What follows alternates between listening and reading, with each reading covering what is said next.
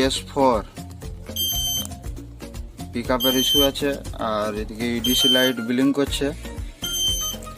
একবার স্টার্ট মেরে দেখে নেব।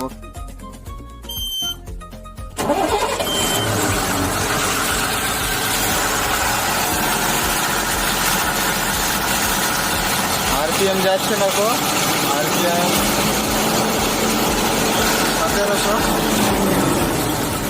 1700 আরপিএম যাচ্ছে। আর এদিকে ইডিসি লাইট ব্লিং করছে। কাজ করব আজকে, তো কাজ করা যাক। আর ল্যাপটপ কিছুই লাগাবো না, বিনা ল্যাপটপ। তো এইসব কাজগুলো করা যাক, তারপরে আরও ভিডিও দেখাবো কিসের কি কাজ আছে, কি ফল্ট আছে না আছে সব দেখাবো।